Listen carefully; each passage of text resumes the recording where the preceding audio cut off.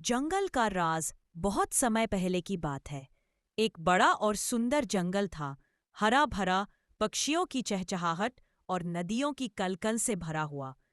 उस जंगल में शेर, हाथी, बंदर, तोता और हिरन जैसे कई जानवर शांति से रहते थे। सबके अपने घर थे और सब एक दूसरे के दोस्त थे। लेकिन एक दिन कुछ अजीब होने लगा। रात को जंगल में एक रहस्यमयी रोशनी चमकती और सुबह होते होते कुछ पेड़ गिरे हुए मिलते। सब जानवर डर गए। शेर, जो जंगल का राजा था, उसने सबको बुलाया और कहा, हमारे जंगल में कुछ तो गड़बड़ है। हमें मिलकर इसका पता लगाना होगा। अगली रात शेर, बंदर और हिरन साथ निकले। आसमान में काले बादल थे, हवा तेज चल रही थी और हर कोने से अजीब अजीब आवाजें आ रही थी।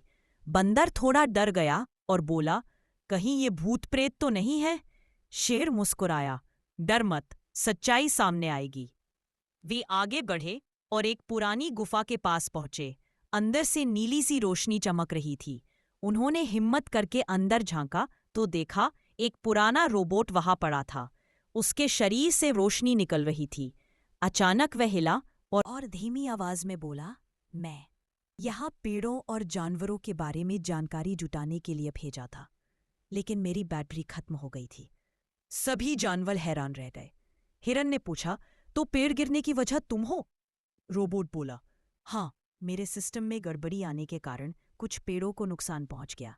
मेरा कोई बुरा इरादा नहीं था।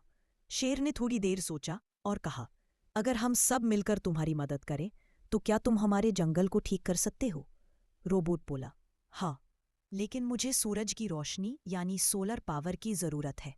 अगले दिन सब जानवर मिलकर पेड़ों की टहनियां हटाने लगे ताकि धूप रोबोट तक पहुंच सके। कुछ घंटों बाद रोबोट की बैटरी चार्ज हो गई और वह फिर से काम करने लगा। अब उसने अपने सेंसर से जंगल के हर कोने की जानकारी ली और जानवरों को बताया कि कौन से पेड़ बीमार हैं, कहाँ पानी की कमी है और कहाँ मिट्टी खराब हो रही है। कुछ ही हफ्तों में जंगल फिर से हरा भरा और खुशहाल हो गया। सभी जानवरों ने उस रोबोट का नाम रखा मित्र, क्योंकि उसने सबकी मदद की थी। शेर ने मुस्कुराकर कहा, देखो, जब सब मिलकर मेहनत करते हैं, चाहे जानवर हो, इंसान हो या मशीन,